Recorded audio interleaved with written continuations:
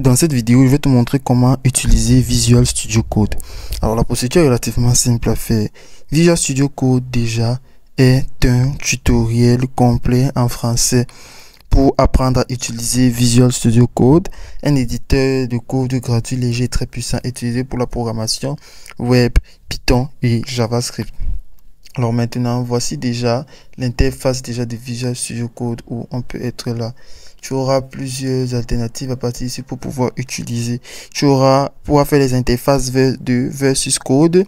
Et voici les éléments principaux de l'interface. L'explorateur déjà, la liste des fichiers là que tu peux voir, explorateur, la liste des fichiers à partir de là, les extensions, run and debug, les paramètres ou bien même terminal intégré pour exécuter des commandes. Alors tu peux déjà commencer à voir next section ou bien prochaine section. Tu auras déjà des lignes de code petits à partir d'ici. Donc tu feras donc ce que tu voudras ou bon te semble. Donc tu peux cliquer sur new file ici ou bien nouveau fichier.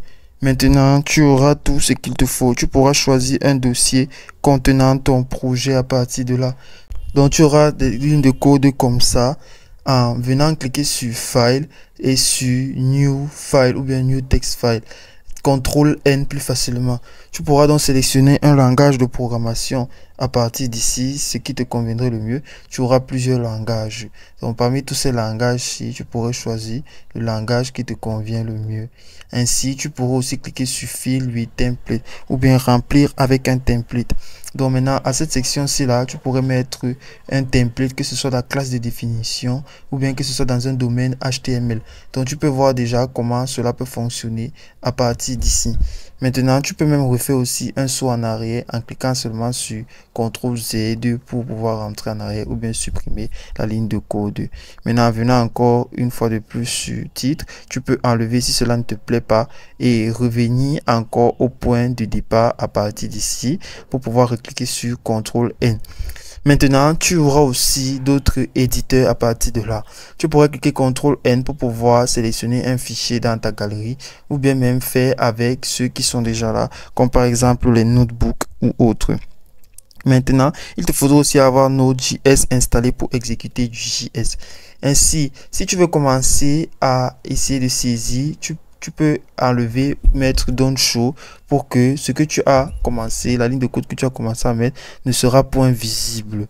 Donc c'est aussi une autre alternative, tout en revenant encore sur CTRL N si tu le souhaites normalement, ou bien recommencer alors tout à zéro. Ainsi, tu pourrais encore venir peut-être éditer. Tu auras les options pour copier, coller, ainsi trouver même ce que ou bien le fichier que tu as perdu. Et c'est aussi comme ça que cela pourrait donc fonctionner.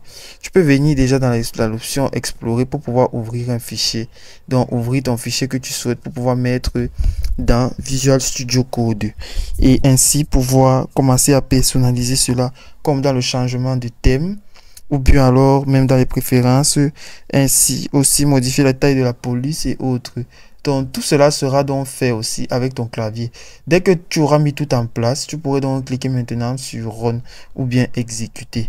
Ainsi maintenant, la ligne de code sera donc maintenant faite. Tu pourrais edit ou essayer de modifier à partir d'ici. Tu auras plusieurs formes pour pouvoir modifier cela. Dès que cela sera donc fait, l'enregistrement sera donc possible à partir d'ici. Tu auras aussi des petits raccourcis comme je montrer toutes les commandes avec les paramètres ou bien les raccourcis, ouvrir un fichier avec ces raccourcis, ouvrir un fichier avec des raccourcis et aussi des récents avec le raccourci. Donc en gros, voilà ce que l'application Visual Studio Code pourrait t'aider ou servir à faire dans le monde professionnel, que ce soit en ligne, hors ligne, avec le code ou bien sans code. C'est aussi simple que ça.